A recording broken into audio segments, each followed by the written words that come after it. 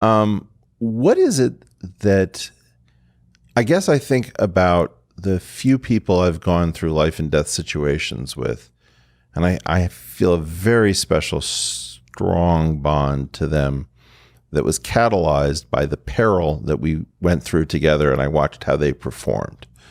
But it wasn't in a military situation. It was just sort of, you're out on a remote hike and people perform and they come through, and you take that knowledge for the rest of your life that that's somebody I can depend upon. Is there any substitute for putting your life at risk when it comes to deepening bonds between people, particularly men? Going through hard things together is what brings people together. Yeah. And for sure, the harder things that you go through, the tighter the bond's going to be.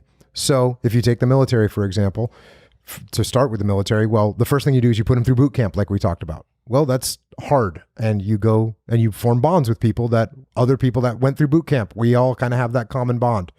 Then you go to airborne school where you're going to jump out of airplanes, and that's a little bit of a death-defying thing, and the airborne crews are going to be a little bit tighter. You go to special operations training, and all of a sudden you've done something that's harder than that, and now the bonds are a little bit tighter. Now you take that unit and you put them into combat zone, and their bonds are going to be even tighter. Now you take that combat zone and you make it super intense, those bonds are going to be even tighter. So there's no doubt about it. Now in the business world, what that looks like, and especially, I retired in 2010. So the companies that we worked with, a lot of them, the companies that we work with were, many of them, survivors of the economic crash. And believe me, they talked about that like that was their battle zone. That's where they formed these really tight bonds, and they weren't going anywhere now. They were tight. So whether you can replace it, I don't really think so. I think the harder strife you go through with someone, the tighter the bond is going to be. And maybe over time you form a strong bond. If I had to rely on you for something and you came through for me, and then you did it again and again, and then I did it for you, and we stuck together. Over time you can definitely form really, really strong bonds with people. But I think the harder something is, the stronger the bonds. If it doesn't fracture, if it doesn't break you. Right. Well, and then you have that guy you'll never speak to again because where were you when I needed you? Exactly. Right. My concern, though, let me just open up about the fact that my least favorite phrase in the English language at the moment is "I've got your back." And the reason is because I think it migrated from the military into civilian life, where civilians have no idea what it means. They think that it's a good thing to say. It's like, I really care about you and I don't want anything bad to happen, but it has nothing to do with I've actually got your back. Yeah. Do you find that there is this kind of military envy and bleed where people talk as if they're in these situations and it actually just doesn't match in any way?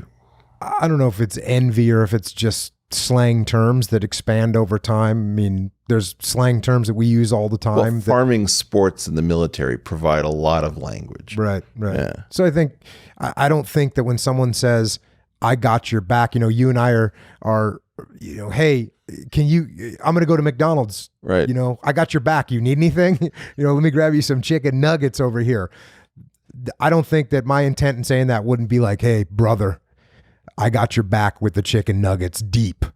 I think it's just a slang thing that people are throwing around. Yeah, I'm hypersensitive. I think it comes up in a situation in which, the boss is going to come and ask a bunch of questions, and one guy says, "Don't worry, I got your back," and he immediately folds because he did not even think about what he was saying. And I think, in part, one of the fears I have, and I don't know whether you resonate with this, is that I think a lot of American men in the developed world, don't have any bonds that are comparable to the bonds that you're talking about. In other words, their closest friend is untested in any real way.